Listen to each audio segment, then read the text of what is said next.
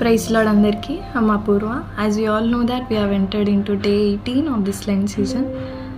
As a part of this నేను మీతోని క్రీస్తులా సేవ చేయడం ఎలా అన్న దాని గురించి కొన్ని వర్డ్స్ మీతో షేర్ చేసుకోవాలనుకుంటున్నాను. దానికంటే ముందు మనం మార్కు సువార్త 10వ అధ్యాయం 45వ వచనం చదువుకుందాం.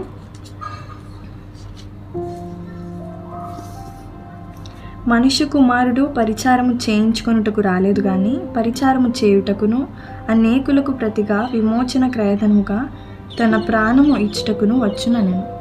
Let's just recall what just happened when before Christ came in this world.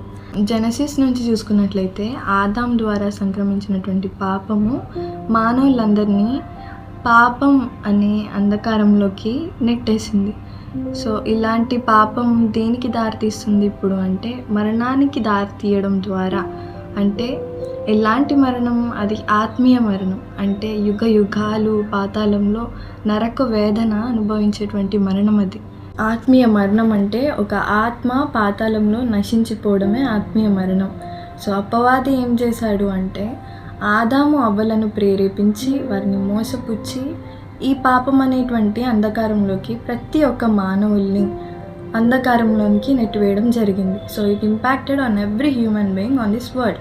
So ఇలాంటి మరణాన్ని తప్పించడానికి యేసయ్య మనుష్య కుమారుడిగా ఈ భూమి మీదకి రావడం జరిగింది. సో దీని నుంచి అంటే ఈ ప్రాసెస్లో దేవుడు ఏ విధంగా సేవ చేశాడు, ఎలాంటి మాదిరి మనకు చూపించాడు అనే దాని గురించి మనం నేర్చుకుందాం. So will discuss on 3 things to how we can serve like Christ అన్న దాని గురించి మనం నేర్చుకుందాం. So first thing is obedience in doing the will of God. So let's read this verse from book of John chapter 6 verse 38. నా ఇష్టంను నెరవేర్చుకొనుటకు నేను రాలేదు, నన్ను పంపువాని చిత్తంను నెరవేర్చుటకే పరలోకము నుండి దిగివచ్చి తిని. Lord Jesus Christ obeyed his father. తండ్రి చిత్తం చేయడానికి లేదా తండ్రి మాట వినడానికి ఇక్కడ ఆయన ఏమాత్రం వెనకాడనట్టుగా మనం చూస్తూ ఉన్నాం.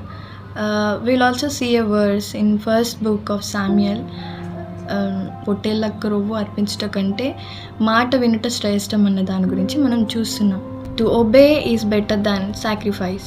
మనం ఎన్ని బలులు అర్పించినా కానీ ఎన్ని ఆఫరింగ్స్ ఇచ్చినా కానీ దేవుని చిత్తం చేయని వారిగా, దేవుని మాట వినని వారిగా మనం ఉన్నట్లయితే దేవుని సేవ చేయడానికి, దేవునిలా సేవ చేయడానికి మనం అర్హులం కాదని ఈ వాక్యం ద్వారా మనం తెలుసుకుంటున్నాం. అందుకే మొదటిగా దేవుని సేవ చేయాలి అంటే యేసుక్రీస్తు తండ్రి చిత్తం జరిగించుటలో చూపించిన విధేయత మనలో కూడా ఉండాలి.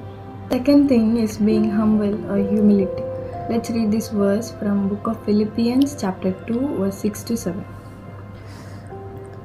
ఆయన దేవుని స్వరూపము కలిగిన వాడై ఉండి దేవునితో సమానముగా ఉండుట విడిచిపెట్టకూడని భాగ్యమని ఎంచుకొనలేదు, కానీ మనుషుల పోలికగా పుట్టి దాసుని స్వరూపము ధరించుకొని తన్ను తానే రిక్తునిగా చేసుకొనెను.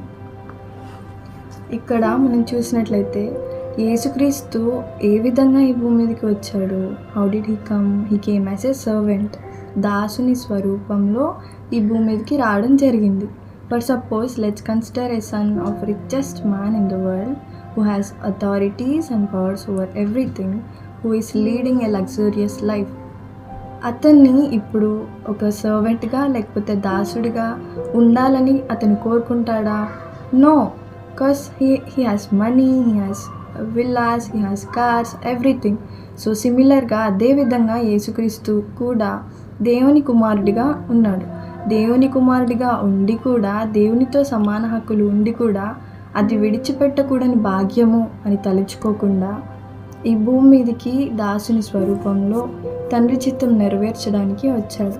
శాశ్వతమైన మరణాన్ని నుంచి విడిపించడానికి, ప్రతి ఒక్క మానవుడిని అటువంటి మరణం నుంచి విడిపించడానికి యేసయ్య ఈ లోకానికి దాసుని స్వరూపం ధరించుకొని వచ్చాడు.